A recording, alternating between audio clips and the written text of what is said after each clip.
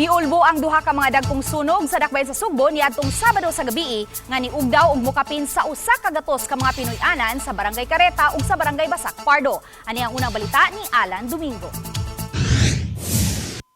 Unang niulbo ang sunog sa sitio Kalapukan sa Barangay Careta alas 9:23 sa gabi nga milamoy sa kabalayan sa dapit. Tungod sa kagipot sa agianan, naglisod og sulod ang mga fire trucks. Nagkontrolar hinuon sa mga bumbero ang sunog alas 10:30 sa gabi. Di naugdaw gyud ang 60 ka mga balay ug unom usab ang partially burned. Base sa record sa Cebu City Fire Office, apan sa record sa Barangay Careta, mukabat sa 88 ka balay ang naugdaw sa sunog. Nibilin kini og danyos nga mokapin sa 4 milyones pesos.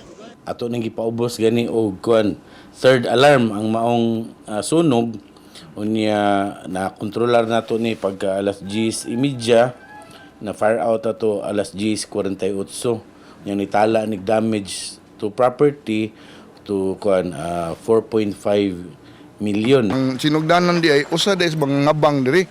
Unya mag-repair siya og cellphone, nya mag-welding silang balay. Karon pag spark sa kuryente, gibiyaan. Unya ang iyang giabangan nga balay, ang nga bongbong kanang amakan.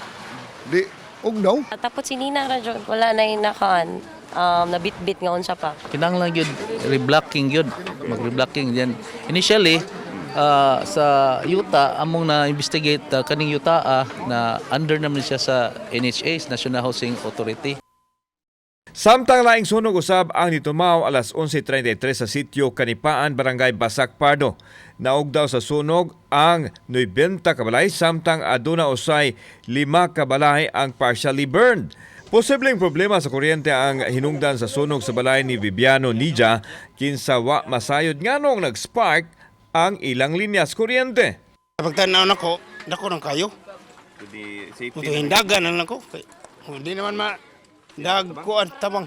Samtang naabtan sa balitang misdak si Manang Alicia Sabiliano nga nagpasilong na lang sa payong uban ang iapo kay apil sa naugdaw sa sunog ang ilang balay.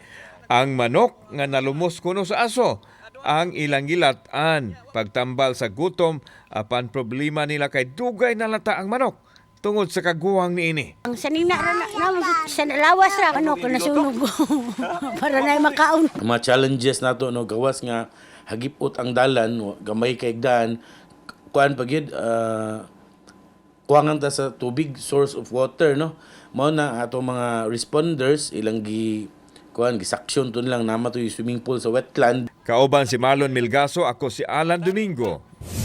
GMA Regional TV Live.